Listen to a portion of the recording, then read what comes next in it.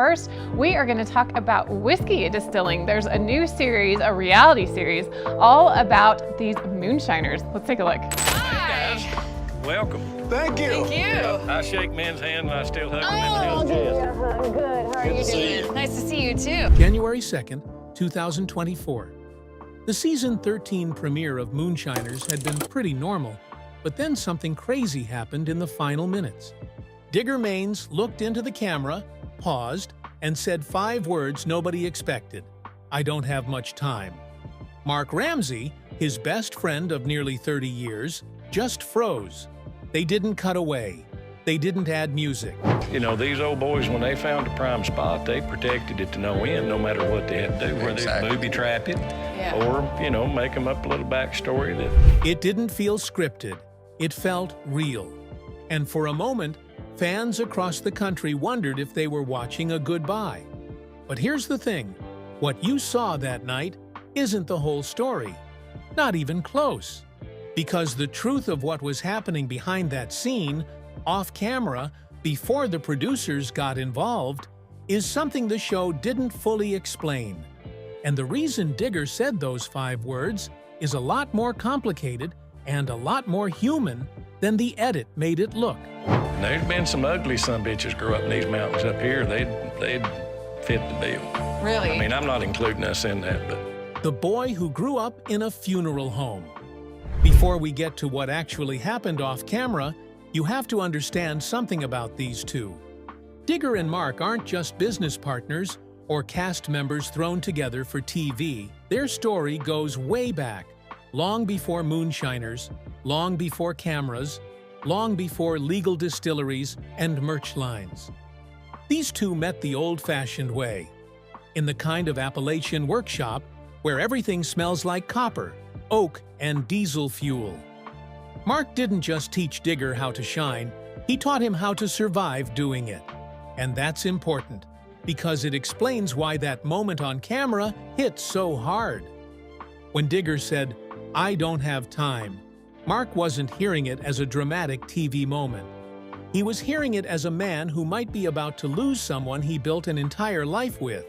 But to really understand the weight of those 5 words, we need to rewind, not to the diagnosis, but to the world these two came from. Eric Maines was born into a family business most kids would find terrifying. His father, Charlie, ran a funeral home. So young Eric did his homework on the floor of that funeral home, surrounded by caskets and embalming equipment. Digger later said that he grew up watching and helping his dad run the place. Most kids his age were playing baseball or riding bikes.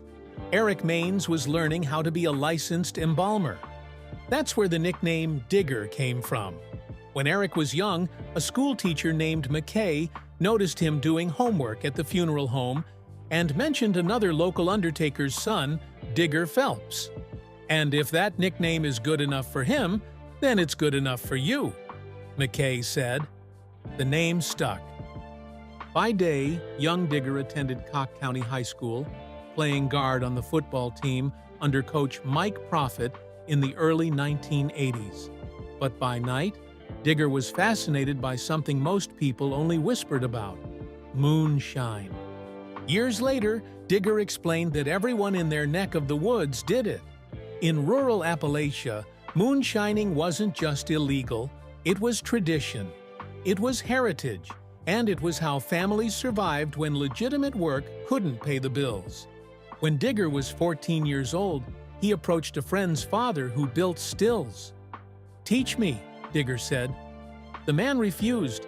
Making liquor might have been a bit of a tax violation, but folks around there, they had morals. They were good family men that just needed to make a living, and they wouldn't let a child hang around that. The still builder told young Digger to come back on his 18th birthday, and only if his father gave permission. 4 years later, on February 20th, 1982, Digger returned. His father gave reluctant approval, thinking his son wouldn't stick with it. But Digger did, and that decision would change his entire life. The legend of Popcorn Sutton. Marvin. Popcorn Sutton was already a legend when Digger met him. Born in 1946, Popcorn had been making moonshine in the Smoky Mountains since he was a teenager. He was small in stature, barely 5 feet 5 inches, but he was a giant in the moonshining world. Mark Ramsey later said this about Popcorn: "He was genuine." I wish everyone could have met him. He had a big heart, but he made up for that stature with a lot of talk. But here's what most people don't know. Popcorn didn't mentor Digger. It was the other way around. According to official records, most people, even those from Discovery Channel, thought that Popcorn mentored Digger into making moonshine. But the reality was that it was Digger who assisted Popcorn when the latter built his first 500-gallon still. For 2 decades, Digger and Popcorn worked together as equals. They shared information, perfected techniques, and produced some of the finest moonshine in the Appalachian Mountains. But by the mid-2000s, Popcorn was getting reckless. He started doing interviews. He appeared in documentaries. He was bragging about breaking federal law on camera.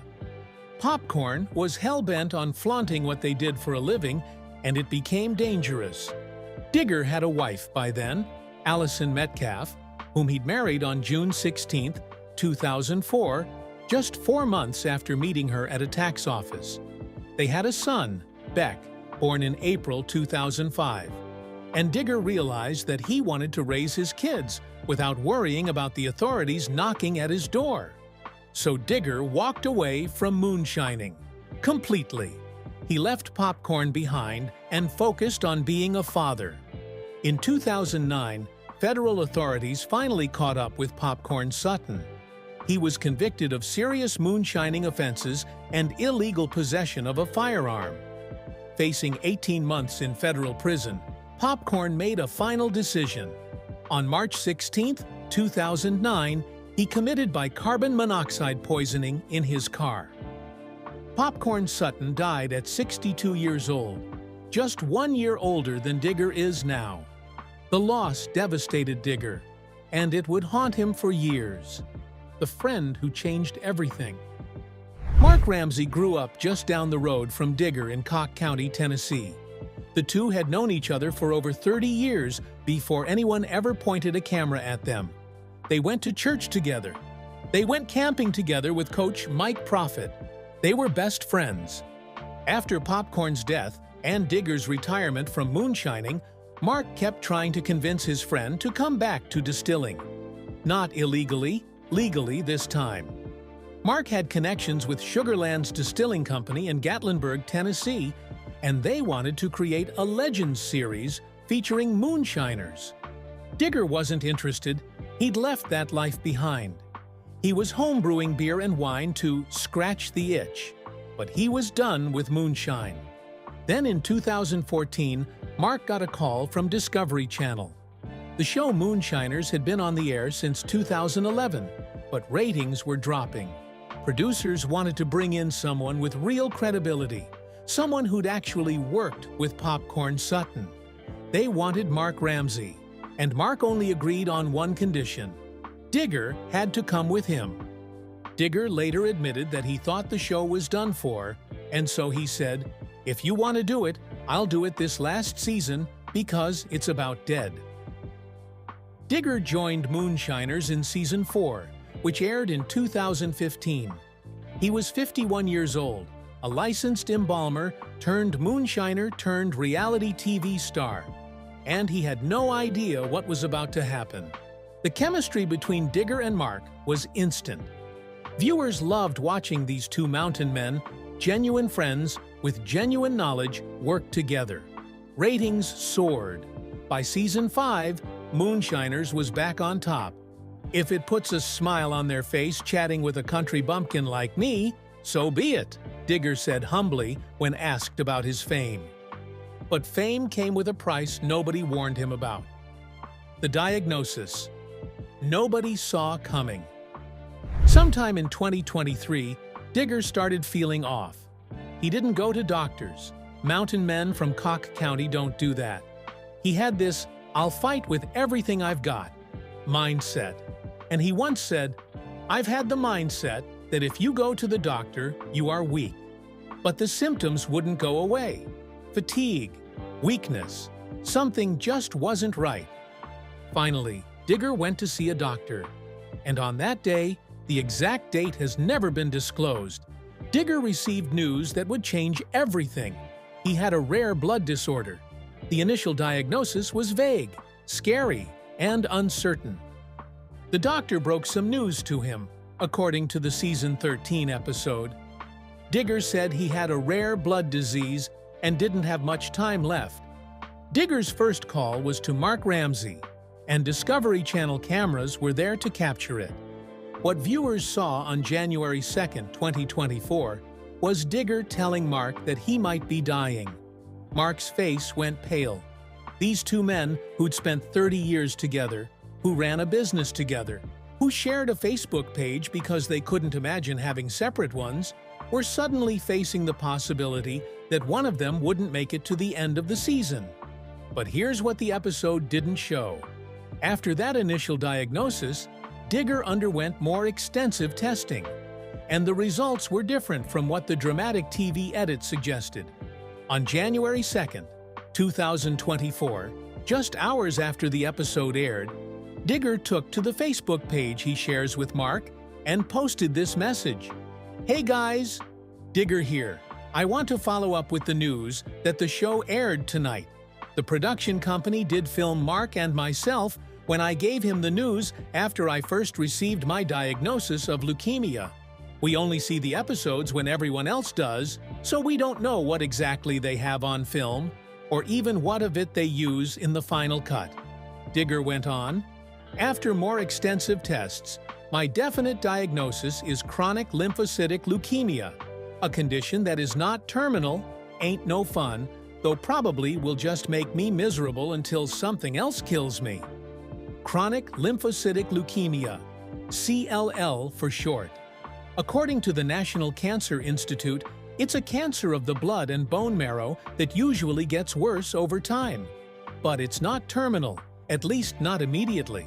Many people live with CLL for years, even decades, with proper management. But try telling that to 5,500 fans who just watched an episode that made it seem like Digger was about to die. The outpouring nobody expected. The Facebook comments came flooding in. Thousands of comments, likes, and shares within hours. Thanks for the post elaborating. We've been worrying since we heard tonight. My heart actually sank a bit when I saw the show. Thanks for the update, and thoughts and prayers are with you and your family. Praying for you. This hurts my heart. You and Mark are my favorite Moonshiners. It was amazing to meet you two in person. Keep strong and keep fighting. Digger, we love you so much.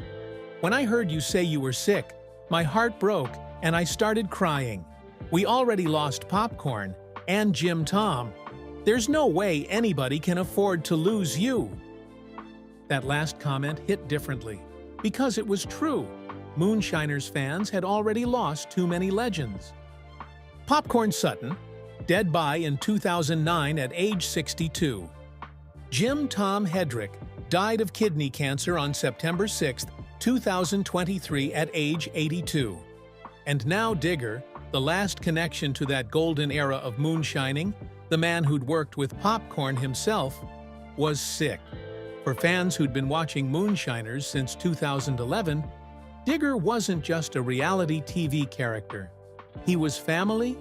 They'd watched him for nearly a decade. They'd laughed at his jokes with Mark. They'd rooted for him when he got engaged in competition builds.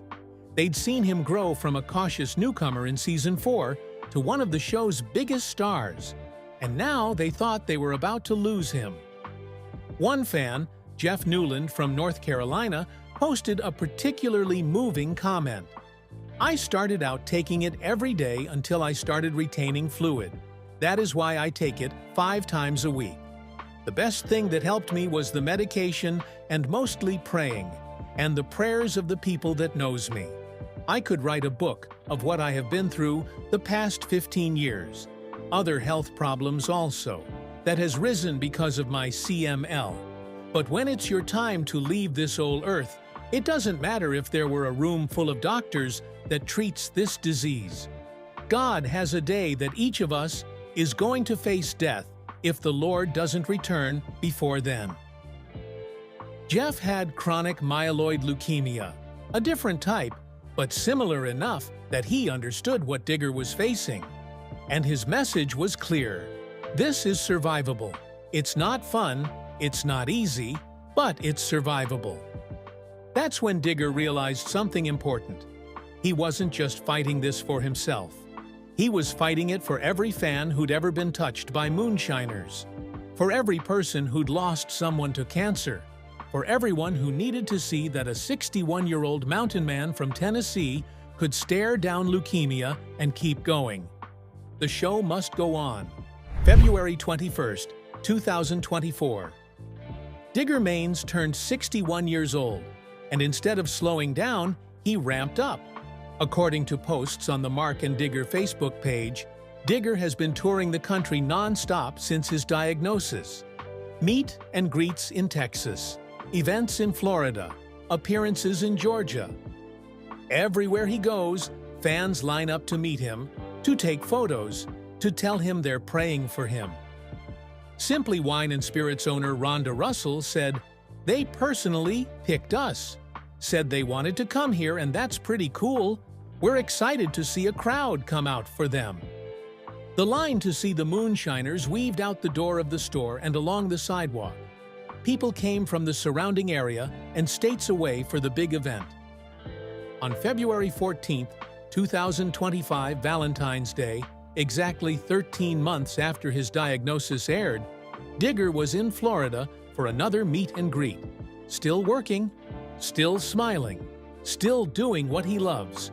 But it hasn't been easy. CLL is a chronic condition that requires ongoing management. According to medical sources, symptoms can include fatigue, weakness, swollen lymph nodes, and increased susceptibility to infections. Many patients require chemotherapy, targeted therapy, or immunotherapy. Digger hasn't publicly discussed his treatment plan. He's kept that private, which is very much in character for a man who grew up believing that going to the doctor was a sign of weakness. But he's been open about the mental toll. "Ain't no fun, though," he wrote in that Facebook post. And in later interviews, he admitted that facing his mortality has changed his perspective on everything. Mark Ramsey has been by his side through all of it. The two continued filming Moonshiners. They continued touring. They continued running their businesses. The Back Alley Granary, Digger's store in Newport, their partnership with Sugarland's Distilling Company, and their Mark and Digger Shiners Club, which grew to over 200,000 members. The business they built together. Before Digger's diagnosis, he and Mark had built an empire. Not a moonshine empire, a legitimate business empire that honored their heritage while staying legal. In 2015, they partnered with Sugarland's Distilling Company in Gatlinburg, Tennessee, to create two branded spirits, Digger Maines Rye Apple Shine and Mark and Digger's Hazelnut Rum. Both became huge hits. In 2024, they introduced a third spirit, Mark and Digger's Mountain Legacy Corn Whiskey, a bold 120-proof unaged whiskey made from Tennessee-grown corn. It's now available in multiple states and has won several awards. They also created 28 varieties of moonshine and an award-winning whiskey called Roaming Man, which has more than 11 awards to its credit. The flavors run from chocolate to eggnog, many named after NASCAR racing events and legends. Then there's the Back Alley Granary, Digger's store in Newport that opened in 2018.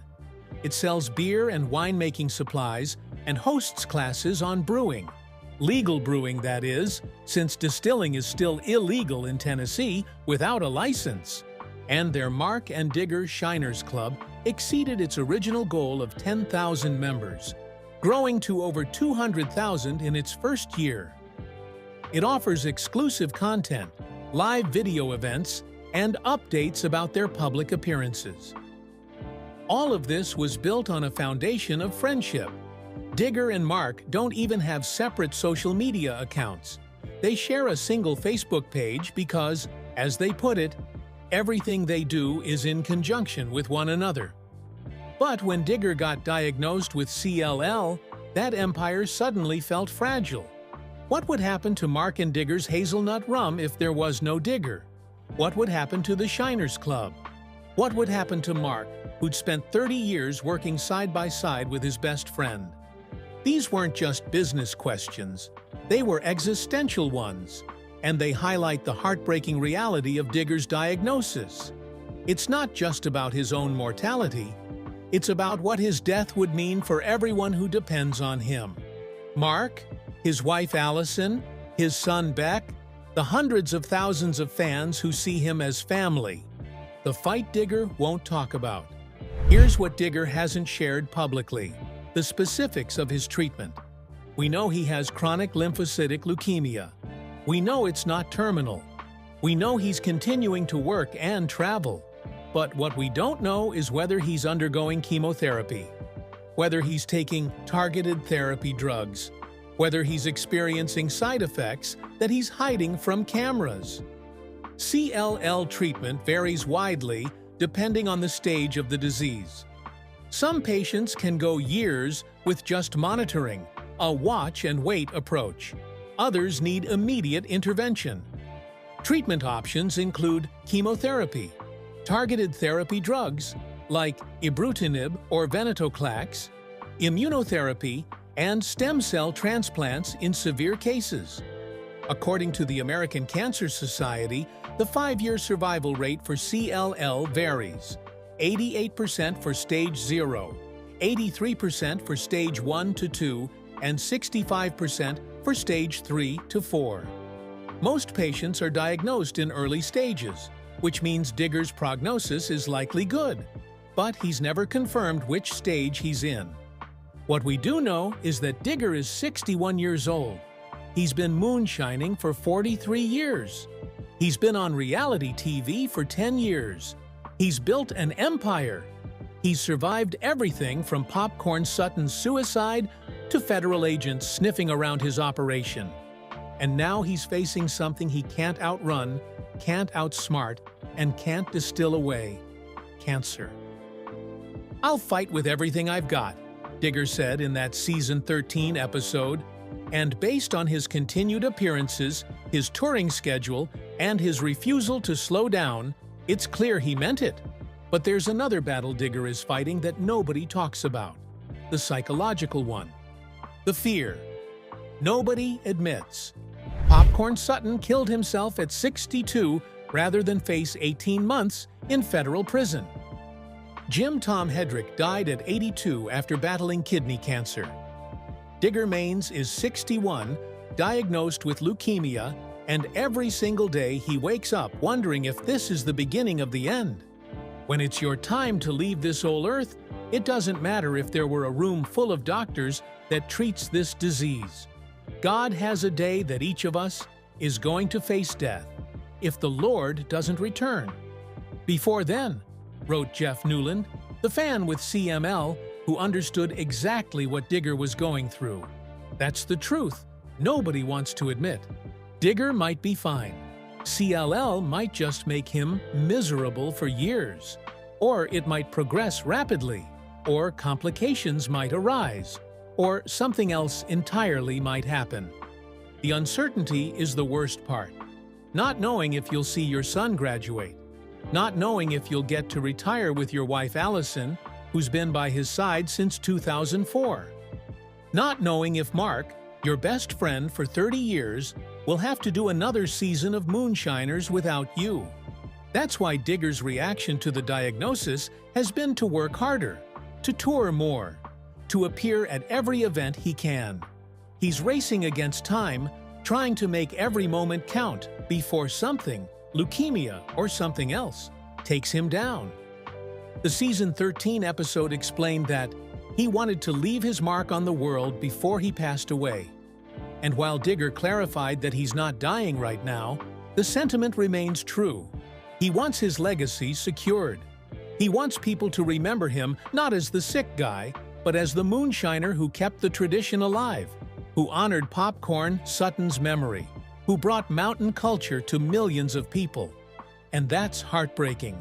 Not because Digger is dying, he's not, at least not yet, but because a man who should be enjoying his 60s, relaxing with his wife, watching his business thrive, is instead haunted by the specter of his own mortality. The legacy that won't die. November 2024. A Road Trippers article quoted Digger saying, "If it puts a smile on their face, chatting with a country bumpkin like me, so be it." That humility, that genuine confusion about why people care about him, is what makes Digger special. He doesn't see himself as a celebrity. He sees himself as a guy from Newport, Tennessee, who learned to make moonshine because that's what people in his community did. But his impact goes far beyond moonshine. Digger has preserved Appalachian culture for millions of viewers, created a legal distilling business that employs people in his hometown, mentored young distillers on shows like Master Distiller, where he appeared in 75 episodes as a judge, built a community of 200,000-plus fans through the Shiners Club, honored Popcorn Sutton's legacy while avoiding Popcorn's fate. That's the legacy Digger is fighting to protect, not just for himself, but for everyone who depends on him. In January 2025, Coach Mike Profit, Digger's former football coach, told a local newspaper, "No matter where I am, people have asked about that. I'll call them, and they're always as kind as they can be." Profit went on to describe Digger as a huge proponent of nourishment and praised him as a good ambassador for Cock County. That's what Digger has become, an ambassador, not just for moonshine, but for a way of life that's disappearing. For the mountain men who raised families on illegal liquor because they had no other choice. For the traditions that modernity is erasing. And now, at 61, with leukemia coursing through his blood, Digger Maines is determined to make sure that legacy survives, even if he doesn't. Digger Maines is not dying. Not today, not this year. Probably not for many years, if his treatment goes well and his body cooperates. But the heartbreaking news isn't about when he'll die. It's about what the diagnosis took from him. Peace of mind. The ability to enjoy his success without wondering if it'll all end tomorrow. The simple pleasure of waking up without thinking about cancer. At 61, after 43 years of moonshining, after building an empire with his best friend Mark, after honoring Popcorn Sutton's memory and bringing mountain culture to millions, Digger Maines deserves to enjoy his twilight years. He deserves to sit on his porch, sip some of that award-winning Roaming Man whiskey, and watch the sun set over the Smoky Mountains. Instead, he's fighting, touring, working, making every moment count, because that's what mountain men do when they're scared. They work harder. The heartbreaking news for Digger Maines isn't the leukemia diagnosis. It's that a man who's given so much to preserve a dying culture now has to face his own mortality publicly, while cameras roll and fans watch, and everyone wonders if this will be his last season. But if there's one thing Digger Maines has proven over 43 years of moonshining, he's a survivor. And he'll keep surviving, keep working, keep fighting. For Mark, for his family, for his fans, and for the legacy of every mountain man who ever distilled corn mash in the dark of night. So, what do you think about Digger Maines and this news? Let us know down in the comments section. Also, if you want more videos like this, be sure to like, share, and subscribe. See you in the next one.